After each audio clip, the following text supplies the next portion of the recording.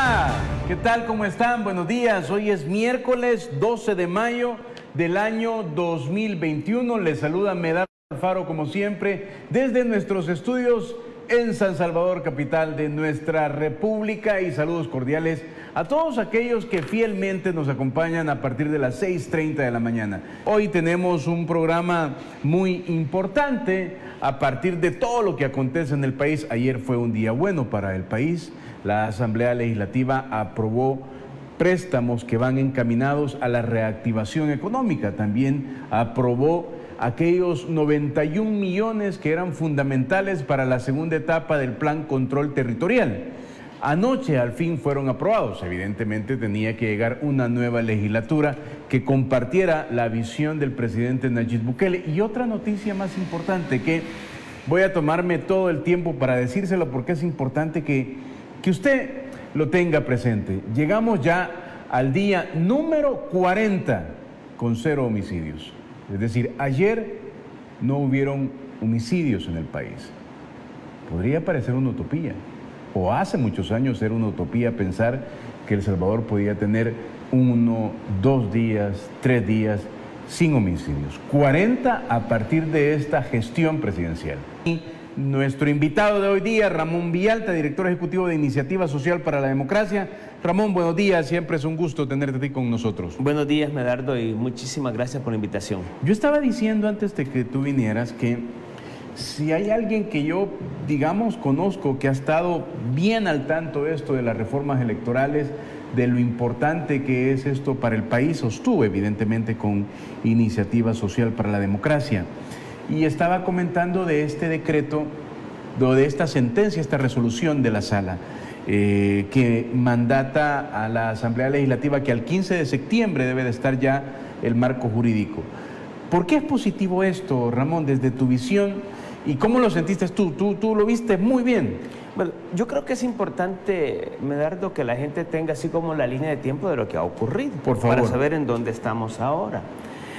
El voto del exterior, que ha sido una demanda desde el año 2000, 2002 más o menos, de los distintos grupos de salvadoreños que residen en el exterior, y que fue una iniciativa que se impulsó o se comenzó a impulsar desde lo que se conoció en aquella época de salvadoreños en el mundo, que se celebraban convenciones internacionales de salvadoreños del exterior en diferentes ciudades de Estados Unidos, incluyendo acá en El Salvador.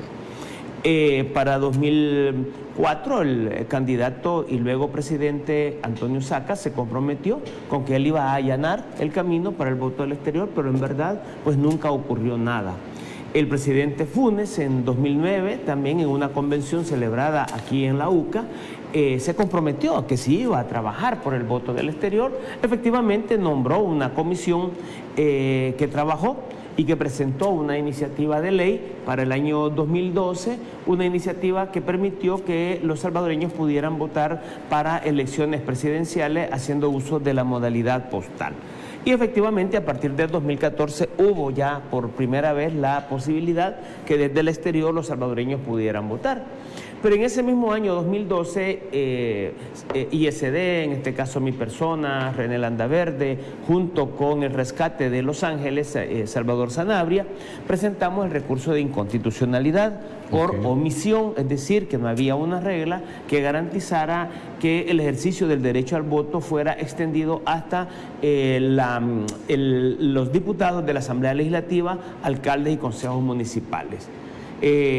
Fue en diciembre del 2016 que la Sala de lo Constitucional finalmente resolvió que efectivamente había inconstitucionalidad por omisión, y en esa ocasión ordenó a la Asamblea Legislativa que pudiera tener la legislación necesaria para garantizar que los salvadoreños pudieran, además de votar en elección legislativa, municipal y presidencial, se crearan las reglas necesarias para que pudieran optar a cargo público. Es decir, como pudiera pensar cualquier salvadoreño que nos está viendo, ese concepto de moduló fue un concepto impregnado por la Sala que salió, ¿verdad? No, se ocupa, Medardo, en el sentido de que, digamos, la Sala puede hacer la consideración en este caso, que era de carácter temporal, que si el tiempo no lograba dar, pues digamos, había alguna excusa. Era evidente que la voluntad política de los diputados estaba para no hacerlo y por lo tanto, pues tenían la excusa para dejarlo hasta el 2021. Hay varias lecturas ahí, es como decir, la sala cumplió y le dio a los diputados y ante esa salida los diputados ya no tuvieron la voluntad política. Y efectivamente no lo hicieron. Sin embargo, quedaba la obligatoriedad de cumplimiento para el 2021. Y digamos que la sala fue prácticamente que hasta en enero del año 2019 que pidió que la Asamblea del 2020, perdón, enero del 2020, que la sala pide a la Asamblea Legislativa que rinda cuenta del cumplimiento de esa sentencia. Es decir, enero del 2020, la sala le pide cuenta a la Asamblea. Prácticamente 3 años, ¿sí? Prácticamente 3 años. La Asamblea tampoco iba a venir por voluntad de decirle a la sala, mire... Ojo, y nosotros ya habíamos en septiembre de 2019, habíamos presentado con un grupo de salvadoreños del exterior una propuesta de reformas de ley, de reformas a la nueva ley y una propuesta de ley para poder garantizar el ejercicio del sufragio desde el exterior utilizando modalidades electrónicas. Okay. Y un poco en la idea también de poder crear la circunscripción de los salvadoreños del exterior, a efecto de que se pudiera, de acuerdo con el criterio de proporcionalidad, asignar un número determinado de diputados para que los salvadoreños del exterior, a la hora de emitir el voto por diputado, pudieran elegir a sus propios representantes, así como lo haces tú en San Salvador o lo hace alguien en Usulután, etcétera, ¿no? Sin embargo, la Asamblea corrió y aprobó una ley en la que prácticamente, pues, no garantizaba el derecho del sufragio activo, que es el de votar, ni garantizaba el derecho del sufragio pasivo a nivel municipal. Solo emitió una ley que permitía el sufragio activo en Asamblea Legislativa. Por esa razón el presidente la vetó, porque solo cumplía, digamos que de 4 partes, solo cumplía una. Por lo tanto, habían 3 que no se cumplían. El presidente la veta y la Asamblea, y le presentó incluso en enero también el presidente una propuesta de ley que recogía esas 4 iniciativas. Que recogían las 4 iniciativas, así es, las 4, que es decir, votar en elección legislativa, optar a cargo público en elección legislativa, es decir, sí, poder ser diputado. Votar en elección municipal y poder optar a cargo público a nivel municipal. Entonces, la Asamblea solo había regulado el voto para la elección legislativa. Con el veto y la presentación de la propuesta presidencial, más la propuesta que nosotros habíamos hecho y otra propuesta adicional que se presentó por un grupo de organizaciones donde estaba FUSADES, Acción Ciudadana, estaba ISD, estaba el IEGES, la AUPRIDES y otras organizaciones que también iban en la misma sintonía. Sin embargo, la Asamblea hace a un lado el veto presidencial y elabora una nueva propuesta.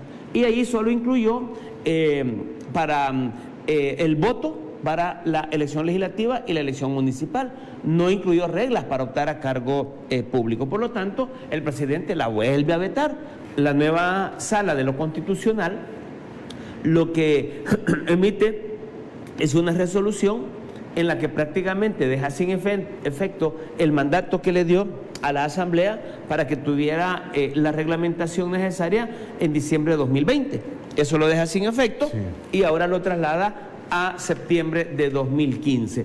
¿Y cuál es lo positivo ya entrando, sí, después del... No, pero te agradezco muchísimo porque estoy seguro que nuestra gente es bueno volvérselo a recordar, es vital volvérselo a recordar porque ya es una realidad que puedan postular para puesto de elección, alcaldes y diputados. ¿Cuál es lo positivo? Entonces lo positivo es de que se abre nuevamente el debate.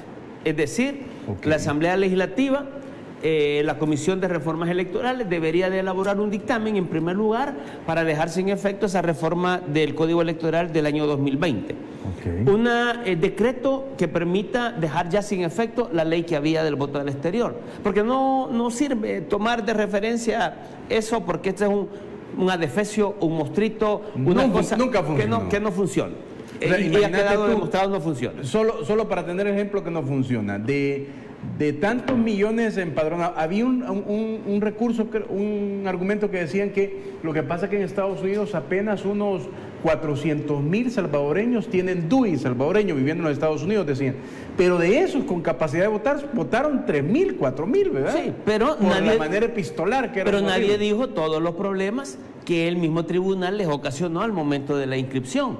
Yo fui testigo de estar en Estados Unidos, de ver las filas de gente salvadoreña queriéndose inscribir en el registro del voto del exterior, y era una cosa terrible. Oye, el salvadoreño dejaba su día de trabajo, iba a hacer cola, claro, y eran inmensas las filas. Claro, y el problema es que el sistema se caía cada rato.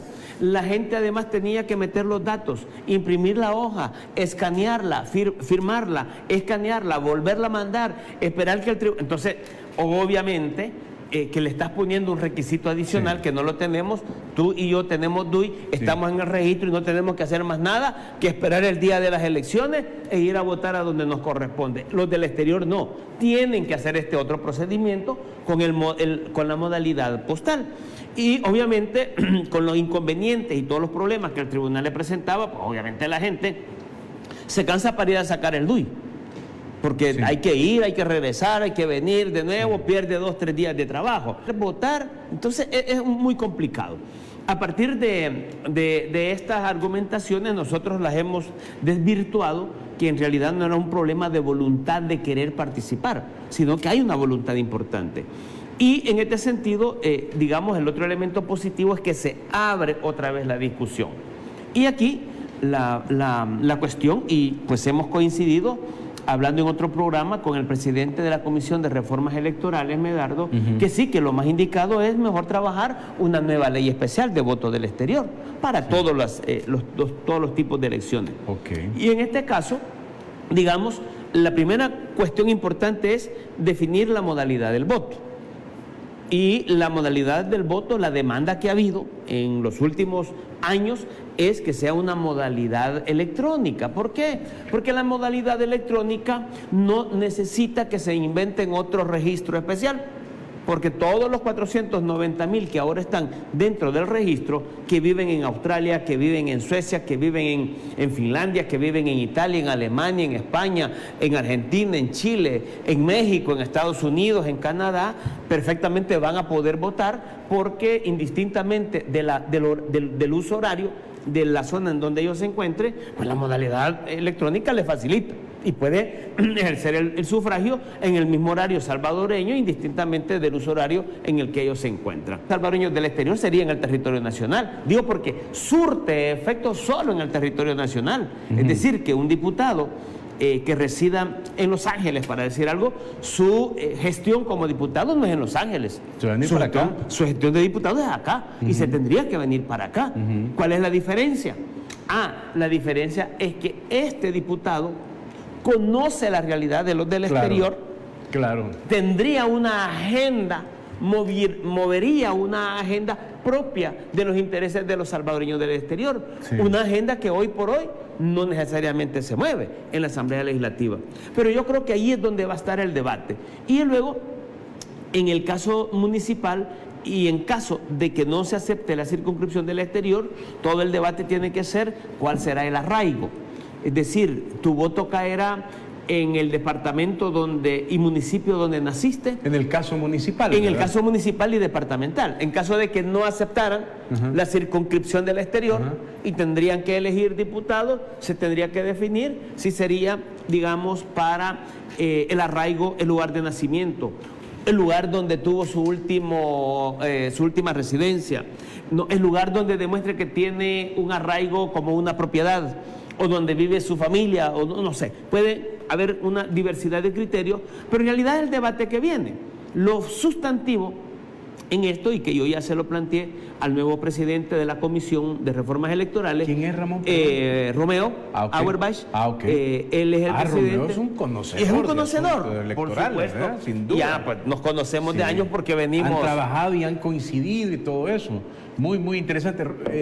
Entonces digamos la primera cuestión que ha quedado planteada es la necesidad que se escuche a la diáspora salvadoreña para poder hacer la reglamentación. Me interesa que te quería una mejor explicación, era siempre en el asunto municipal, me decías, el tema del arraigo. Yo había escuchado que, por ejemplo, si yo estuviera viviendo, para el caso, en Australia, y de pronto se me ocurría ser alcalde, yo solo podía ser alcalde del municipio donde nací.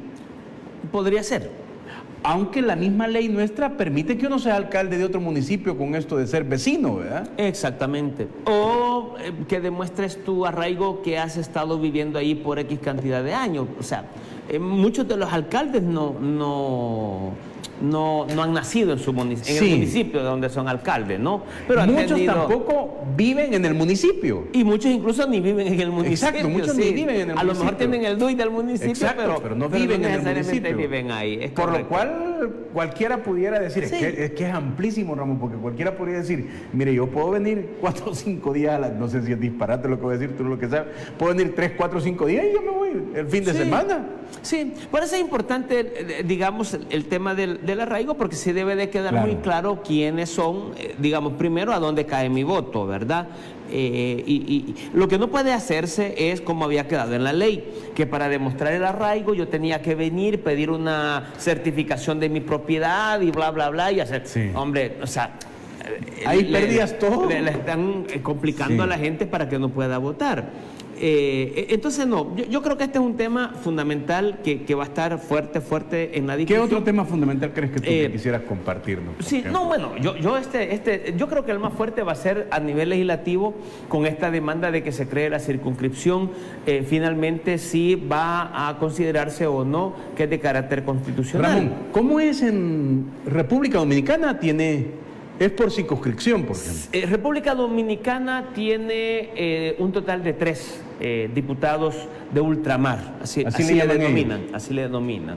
Y lo que hacen, además de que deben de cubrir cuota de género, también eso es muy importante. Ellos, digamos, por la manera de cómo están distribuidos los dominicanos en el exterior, fíjate que es muy interesante porque se elige de más o menos como la mitad de Estados Unidos hacia arriba con Canadá. Entonces hay un padrón de eso para que elijan uno. El otro es toda el Caribe y Latinoamérica y eligen otro. Y el tercero es de Europa. Entonces tienen un diputado, son 3 en total, pero tienen un diputado por una región totalmente distinta. Los salvadoreños tenemos un problema porque si uno se va a quiénes son las personas que están en el registro, y te decía son más o menos 490,000, más o menos el 97% de los que están inscritos viven en Estados Unidos, más o menos el 2% en Canadá y el 1% es personas distribuidas en el resto del mundo, Italia, Australia, Suramérica, etcétera, ¿no? Esa concentración pues obviamente implica de que si uno quiere pues distribuir una X cantidad de diputados del exterior, pues la gente que vive en Estados Unidos tendría la mayor parte. Será si esto puede ser aceptado, de que el número de diputados que se, digamos, designe puedan ser electos indistintamente de cualquier región, ¿verdad? ¿Tú sos más partidario de eso? Sí, y abrir a que todos pues tengan el mismo derecho de poder optar al cargo público, siempre y cuando manifiesten el interés y tengan claro que una vez siendo electos tienen que radicar por lo menos durante los 3 años del periodo en El Salvador. Y yo creo que sí sería muy importante que, aunque el diputado representa al pueblo entero, debe de haber como un requisito clave en términos de garantizar, representar los intereses, esa agenda de la diáspora. Hay temas claves, pues, que en la Asamblea Legislativa de repente pasan de lejos. Todo el debate migratorio que a veces hay en Estados Unidos, el TPS y etcétera. Ese es un tema que en la Asamblea pues nunca se escucha, ni tan siquiera, digamos, una nota de petición hacia otro gobierno que permita la garantía de los derechos de los salvadoreños que residen en otro país. Nada, no hay digamos, una manifestación de ningún tipo de este tipo de apoyo que el gobierno salvadoreño y que desde la Asamblea Legislativa se podría estar dando, porque no hay, digamos, en el radar de la Asamblea la presencia de la agenda y de los intereses de los salvadoreños del exterior. Pero digo, en los cálculos que nosotros hemos hecho, digamos que puede mantenerse los mismos 84 diputados, no tendría necesariamente que crecer. Lo que habría que hacerse es una redistribución. Estamos hablando de que la circunscripción del exterior, que tendría más o menos 490.000 votantes, es muy superior a departamentos como Cabañas, como San Vicente. Sí. Son mucho más los votantes que hay ahí. Y en la medida que hayan facilidades para votar, con toda seguridad, los salvadoreños van a tener una mayor participación. Yo no creo que por gusto tengan su DUI. Sí. No creo que solo para algún trámite. Son 450.000. Claro. Y luego viene el tema de que esta discusión, sí es importante tenerla, que incluya distintos actores. Aquí incluye a Casa Presidencial, al Ministerio de Relaciones Exteriores, al Tribunal Supremo Electoral, al Registro Nacional de Personas Naturales.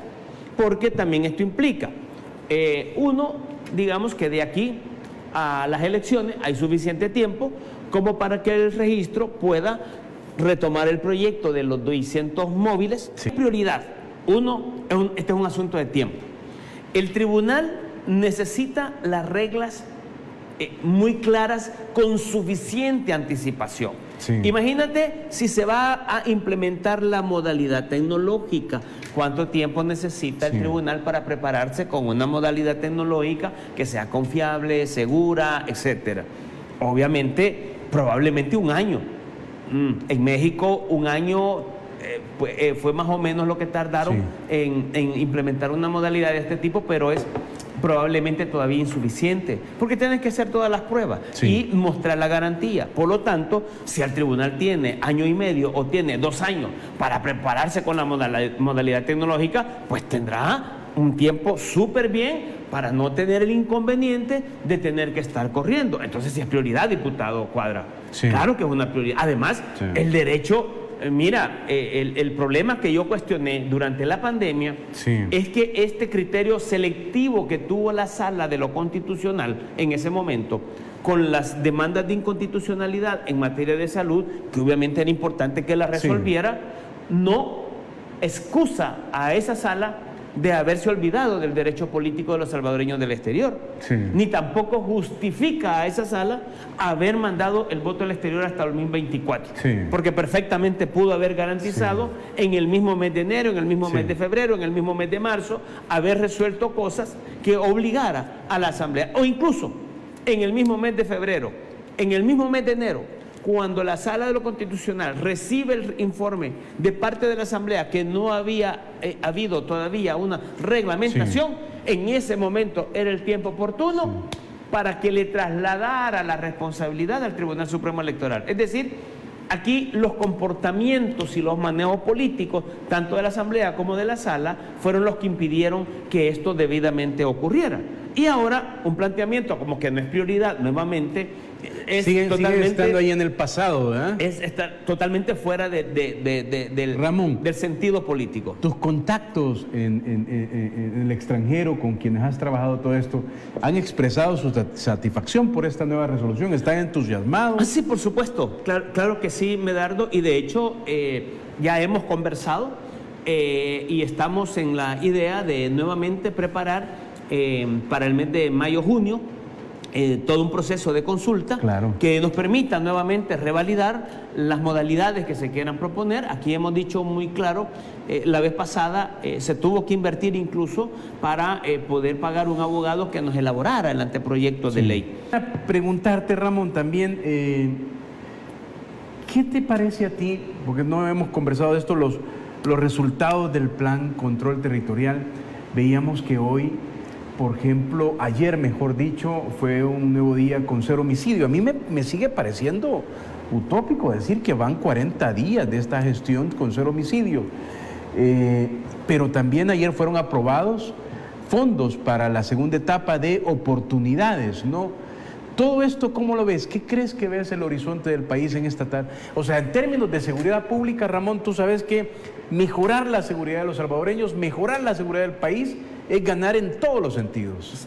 Yo creo que esto es importante porque hay que verlo de forma holística, es decir, en el conjunto de aspectos que ya la Asamblea ha comenzado a abordar. Es decir, La seguridad de la ciudadanía, pues obviamente requiere de un fortalecimiento de la capacidad policial, requiere de un trabajo de prevención en el territorio, requiere de un trabajo de fortalecer la capacidad productiva, de garantizar que las personas emprendedoras no vayan a estar siendo renteadas, porque pues de nada me sirve que yo quiera entrar y emprender un negocio cuando a las primeras 2 semanas, cuando ya puse mi panadería, ya me cayeron y ya me tengo que estar trabajando para el que me está llegando a rentear. Esa protección obviamente la tiene que dar la Policía Nacional Civil, etcétera, ¿no?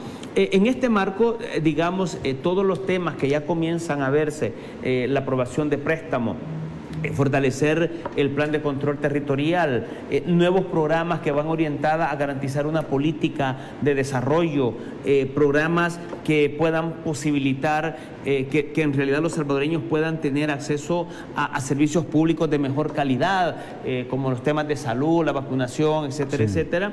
Yo creo que este es un hecho, digamos, muy importante, que la Asamblea vaya dando los pasos. Yo creo que se había visto una Asamblea actuando muy como en temas políticos. Obviamente la Asamblea es un órgano por excelencia político, pero al abordar solo los temas de los cargos de funcionarios de elección, sin abordar los temas sustantivos de la población, como los temas de seguridad o los temas de desarrollo del país, pues obviamente se estaba sintiendo que había una carga, ¿no? Hacia un lado. Esta semana, y con lo que ha ocurrido el día de ayer, con los distintos temas que han abordado, ya se comienza a ver la preocupación y una forma distinta, ¿verdad? De abordar el desarrollo del país, de abordar las finanzas públicas del país, es decir, orientarse hacia el futuro, y especialmente en el futuro muy cercano, y especialmente en este año, con un presupuesto que tú le tengas que reducir una importante cantidad de plata, pues ya eso es significativo. Es decir, obviamente bien complicado el caso de la Asamblea, el anuncio del presidente de la Asamblea que va a tener que reducir. Pues obviamente en los últimos años fue evidente el crecimiento en personal que se hizo con un criterio fundamentalmente político. Es que allí llegaba un diputado de un departamento, es que lo complicado era que llegaba un diputado de un departamento, llevaba a su gente, a sus colaboradores, quedaban como empleados ahí y luego este diputado perdía y ya los absorbía. Claro. Y entonces allí sí yo creo que es importante que haya una revisión del personal, el que tiene 5 años, el que tiene 6, 8, 10, 11, 12 años. Pues hay personal que en realidad ya tiene, digamos, llamémosle a esto un arraigo, digamos, institucional. Pero hay empleados que me imagino que tendrán 2 años, que fue llevado, insisto, con un criterio político, y que desde esta perspectiva debe de haber un examen, una revisión y una limpieza amén de las plazas fantasmas, ¿verdad?